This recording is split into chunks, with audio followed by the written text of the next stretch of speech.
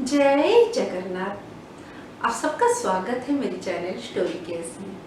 दोस्तों, भक्ति में शक्ति सीरीज में एक नई अनुभूति के साथ मैं फिर से आ गई हूँ।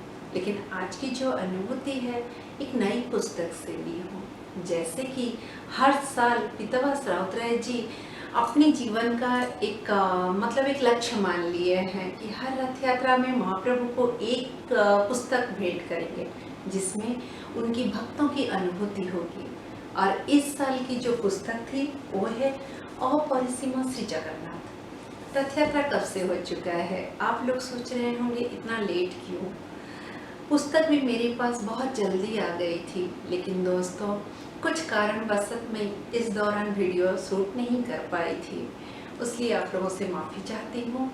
और ये जो अपरिसीमा से जगन्नाथ है, इसमें बहुत से नामी लोगों के अनुभूति है, बहुत से भक्तों की दुख भरी ऐसी अनुभूति है जिसको आप कान में विश्वास नहीं कर सकते। आपको अगर ये पुस्तक चाहिए तो आपको स्क्रीन में फ्लैश होता हुआ नंबर रमाकांत मिश्र जी की, आप उनसे ये पुस्तक मंगा सकते हैं, वो आपको भेज देंगे। दोस्तों, इस पुस्तक में मेरी लिखी हुई अनुभूति भी है, तो चलिए मेरी अनुभूति के लिए आप पढ़िए या फिर मैं फिर कभी आप लोगों को सुनाती हूँ। आज शुरू करते हैं एक नई अनुभूति। दोस्तों, आज की जो अनुभूति है वो है डॉक्टर विभूधर रंजन सर की। जो लोग मेरे चैनल के साथ पुराने हैं वो लोग उनकी बहुत से अनुभूति सुन चुके हैं और वो लोग जानते हैं कि डॉक्टर विभूधर रंजन सर की जगन्नाथ महाप्रभु के साथ क्या रिलेशन है। वो जगन्नाथ महाप्रभु को अपने बंधु सखा एज ए फ्रेंड लेते हैं।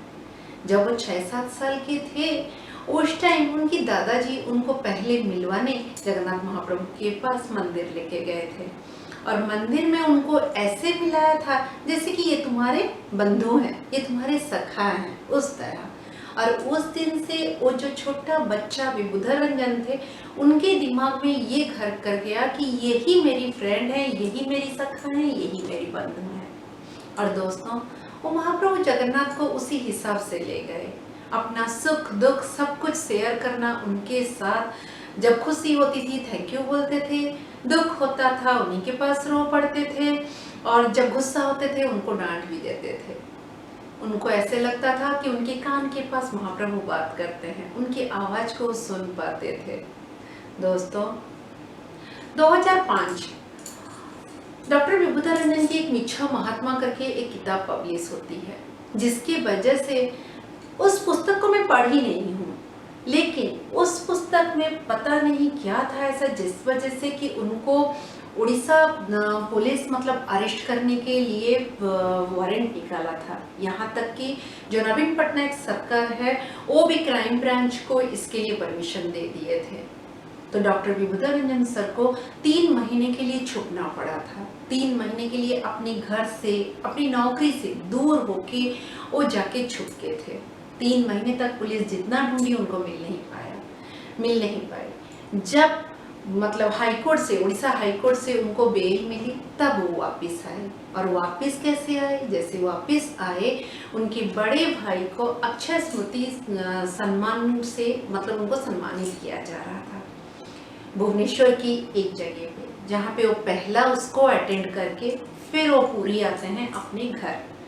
जब अपने घर पहुंचे तो घर परिवार वाले तो बहुत खुश हुए, लेकिन डॉक्टर विभूधर रंजन जो है उनके दिमाग में ये चल रहा था कि मैं तो इतनी बड़ी विपत्ति से 3 महीना छुपा रहा, लेकिन 3 महीने कहीं पे छुप के रहना एक आम व्यक्ति के लिए बहुत ही मुश्किल है। उनका बोलने का मतलब है, अगर महाप्रभु जगन्नाथ नहीं चाहते तो मैं कभी भी नहीं छुप पाता। मेरी छुपा के रखने में वही उन्हीं का ही हाथ था। तो दोस्तों, उसीलिए उनके मन में आता है कि उनको मुझे थैंक यू बोलना चाहिए। और वो क्या करते हैं, मन में डिसाइड कर लेते हैं। कभी भी वो जब महाप्रभु को मिलने जाते थे, दर्शन करने जाते थे, किसी को कुछ नहीं बताते थे, अपने मन में डिसाइड करके ही वो निकल जाते थे। हर बार की तरह इस बार भी रात को डिनर करके सो गए और सुबह अर्ली मॉर्निंग उठ के करीबन 4:15 या 4:30 पौने 5 तक वो निकल जाते हैं। पैदल पैदल जाते हुए वो इसी चीज को सोचते सोचते हैं आज मेरे भाई को अक्षय स्मृति सम्मान से सम्मानित किया जा रहा है और मैं एक चोर और डाकू की तरह दरबदर छुपता रह रहा हूँ। उनको सम्मान दिया जा रहा है और मैं घर की सम्मान की हानि कर रहा हूँ। यही सब वो 3 महीने में बीते हुए सारी चीजों को वो अपने दिमाग में लेते लेते कब वो रो पड़े और छोटे बच्चे की तरह रो रहे हैं वो नहीं जान पाते। और अपने घर से रास्ते में पैदल आते आते अर्ली मॉर्निंग रास्ता पूरा सुनसान, उसी में आते आते रोते रोते कब मंदिर के सामने पहुंच जाते हैं उनको पता नहीं चलता। मंदिर के सामने पहुंचे हैं, 2 आदमी आ जाते हैं। एक गोरे से थोड़ी उम्र था, मतलब एजेड थे, और एक सांवले काले रंग के व्यक्ति थोड़े से यंग थे, 35-40 करीबन उम्र होगा। विभूतिरंजन एक ढीला सा जो पैजामा है वो पहने हैं, ऊपर एक कुर्ता पहने हैं। वो दोनों आते हैं पास में और पूछते हैं, आप डॉक्टर विभूतिरंजन है ना? उसी टाइम विभूतिरंजन सर की मतलब जो सोच में थे उस सोच से वो बाहर आते हैं, चौंक के बोलते हैं, हाँ जी मैं डॉक्टर विभूतिरंजन हूँ, क्या हुआ बताइए क्या हुआ? इतना ही पूछते हैं। वो दोनों उनकी जो नीचे का जो पैंट था, जो पैजामा था, उसको ऊपर उठा के उनकी घुटने से लेकर नीचे तक पाँव की मालिश करते हैं, उनके पाँव दबा देते हैं और बोलते हैं आपने कितना अच्छा काम किया था, लेकिन आपको पुलिस क्यों ऐसे पकड़ रही थी, आपको इतना क्यों ढूंढ रही थी, आप उसके लिए कहाँ जाके दर-बदर भटक रहे थे, आप कितनी तकलीफ सह रहे हैं 3 महीने से।